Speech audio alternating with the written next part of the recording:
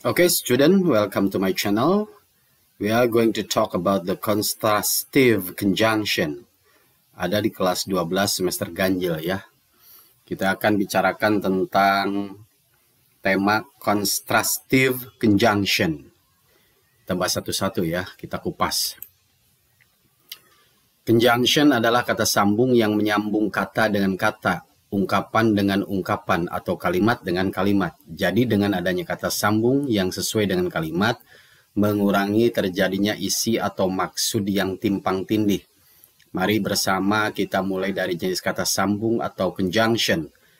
Berikut ini beberapa kata sambung yang digolongkan sebagai contrastive conjunction yang biasanya kita gunakan dalam sebuah kalimat atau frasa. Kata sambung yang pertama adalah nevertheless.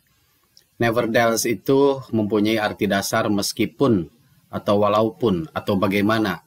Perhatikan contoh kalimat di bawah ini. I always bring the dictionary, nevertheless the lesson is not now. Saya selalu membawa kamus, meskipun pelajarannya bukan hari ini. I always bring the dictionary, nevertheless the lesson is not now.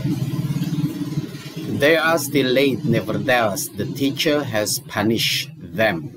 They are still late, nevertheless the teacher has punished them. Mereka masih tetap terlambat, meskipun guru sudah menghukum mereka. Lihat posisi nevertheless disimpan di mana ya dalam sebuah kalimat. My brother comes late to school, nevertheless he woke up at 5 a.m. My brother comes late to school, nevertheless he woke up at 5 a.m. Saudara laki-lakiku berangkat terlambat ke sekolah meskipun dia laki-laki bangun pukul 5 pagi. Mrs. Miftah traveled to the Japan, nevertheless it is winter there. Tuan dan Nyonya Miftah ya. Mr. and Mrs. Miftah traveled to the Japan, nevertheless it is winter there. Tuan dan Nyonya Miftah jalan-jalan ke Jepang meskipun musim salju di sana. Sheila is not diligent, nevertheless her mom is diligent. Sheila tidak rajin meskipun ibunya rajin. Conjunction yang kedua adalah although. Although mempunyai arti dasar meskipun, walaupun, atau bagaimana. Perhatikan contoh kalimat di bawah ini. Although I have followed the English course, I cannot pass the exam with good score. Although I have followed. Although, meskipun, I have followed the English course, I cannot pass the exam with good score. Meskipun saya sudah mengikuti kursus bahasa Inggris, saya tidak lulus ujian bahasa Inggris dengan nilai yang bagus. Jonathan plays the rain although it is raining hard. Jonathan plays the rain although it is raining hard. Jonathan bermain hujan meskipun hujannya lebat. Someone knocked the Linus home although there is no answer. Someone knocked the Linus home although there is no answer. Seseorang mengetuk rumah Lina meskipun tidak ada jawaban. The headmaster doesn't give the punishment although many students come late every day. The headmaster doesn't give the punishment although many students come late every day. Kepala sekolah tidak memberikan hukuman meskipun banyak murid-murid yang datang terlambat setiap harinya. I dislike a cat although it never hurt me. I dislike a cat although it never hurts me. Aku tidak suka dengan seekor kucing meskipun dia tidak pernah menyakitiku. Sekarang despite atau in spite of.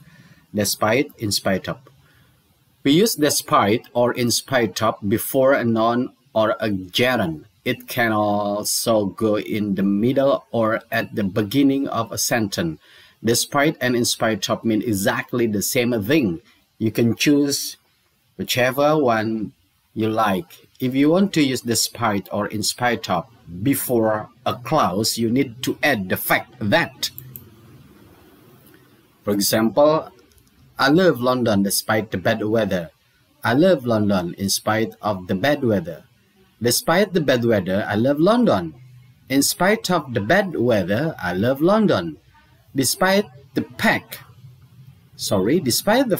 that the weather is bad, I love London. London, right? In spite of the fact that the weather is bad, I love London. I love London despite the fact that the weather is bad. I love London in spite of the fact that the weather is bad. Kami menggunakan kata meskipun atau in spite or despite terlepas dari sebelum kata benda atau gerund, bisa juga di tengah atau di awal kalimat. Meskipun kata despite, in spite, atau meskipun dan terlepas dari memiliki arti yang persis sama, Anda dapat memilih mana yang Anda suka. Jika Anda ingin menggunakan meskipun, despite, atau in spite of, sebelum klausa, Anda perlu menambahkan fakta itu. Saya mencintai London meskipun cuaca buruk. Saya mencintai London meskipun cuacanya buruk.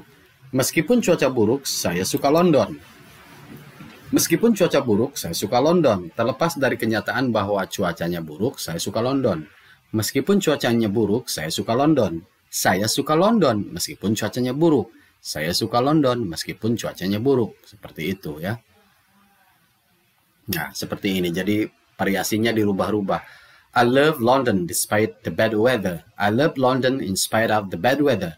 Despite the bad weather, I love London. In spite of the bad weather, I love London. Despite the fact that the weather is bad, I love London. In spite of the fact that the weather is bad, I love London.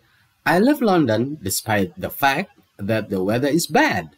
I love London in spite of the fact that the weather is bad. Seperti itu ya.